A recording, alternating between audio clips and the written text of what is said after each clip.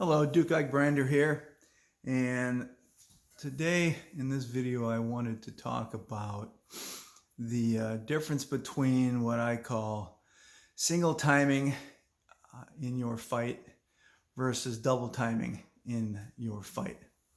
Now, in the SCA, or more importantly, when we're learning to fight sword and shield style, which is always what I teach, first and foremost, so that we're teaching a good defensive basic fundamental structure and then an offensive fundamental after that, and then combine the two and then start into sparring.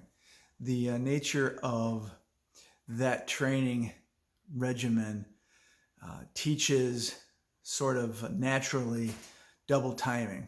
What double timing is defined as is blocking, and then once you've made a block, you attack. So double timing, block, attack, that's two, okay? So in that method of combat, we're always either attacking or blocking, and it can, continue, manifold down the line: block, block, block, attack, block, right? Attack, block, attack, block, block, attack, block, etc., etc. That's double timing. And when we get a little bit more advanced, and certainly earlier and earlier in the training of my students in today's Leaf and Windrew, my school, I like to start to discuss single timing. Single timing is very simply blocking and attacking at the same time. So in that single time, or in that single moment, we're doing two things instead of one thing, okay?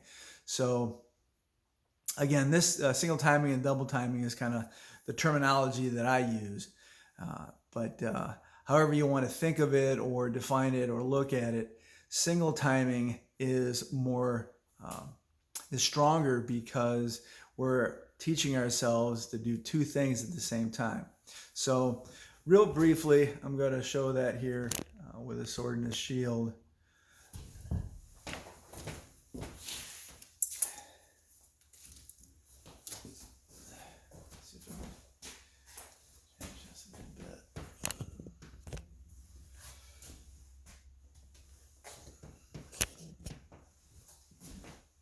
So, shield, sword. Again, double timing, right? First we learn how to block in my schools. Block the head, block the leg, block the return, block the body, etc., right? And then we learn how to use our sword, and then we kind of put the two together when we start to spar and do attack defense drills, etc., and then, into the lifts and combat. So double timing looks like this early on, and in fact not early on, all the time, right? It can be block, and then attack, block, attack, right? Block, attack, right?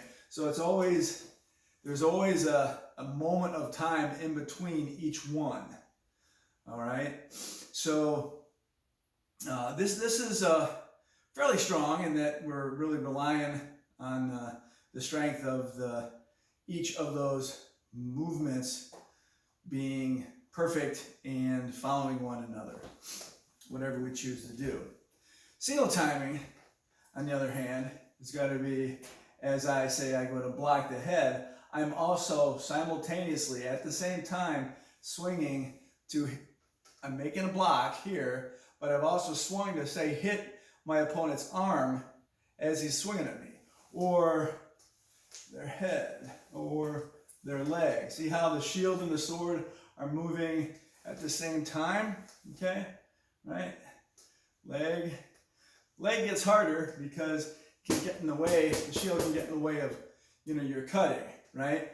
But, we can change our cut mechanism, and as you block low, we swing high, okay? So anyway, single timing, double timing. Very important stuff. And I have in my school, my kata number 26 is Appel practice to start to teach single timing. But as we get into our advanced kata techniques, it becomes more and more important that we practice these kata, certainly at first on the Appel, but more importantly in the attack defense drills, where you have an opponent who, is going to swing at you, and first he's got to swing in a location, targeted that he's going to tell you, fully armed, and so he's got to say, okay, I'm gonna hit you in the leading head, and so when he moves, when that opponent moves to the attack to the head, it would be my job as the defender to not only block the head. Just makes it easier because I know it's coming, because I'm trying to practice, and I'm fully in my head. We talked about Mushin the other day. I'm really, really in my head at that point to block and attack at the same time. So with a training friend in that regard, makes this a lot easier technique to start to figure out. And then, of course, you can imagine that when we start to get to sparring and combat on the list, that we don't know what our opponent's going to do, so we need to have more no mind, and we need to have more experience and be in a relaxed state to be able to actually make all these choices. And the only real choice that we've made is that we're going to try to do single timing to start, and to say the head. And when our opponent swings at us somewhere, we make an attack back simultaneously with that block. So single timing, very important, and needs to be something that you guys all practice a lot. I still need to practice it. I did so much double timing over the years that it's still something that I have to, really think about doing.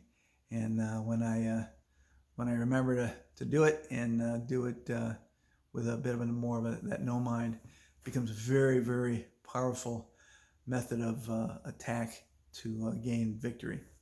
So have fun with that. Ask any questions you have. Put them in the comments, please, for everybody else to read.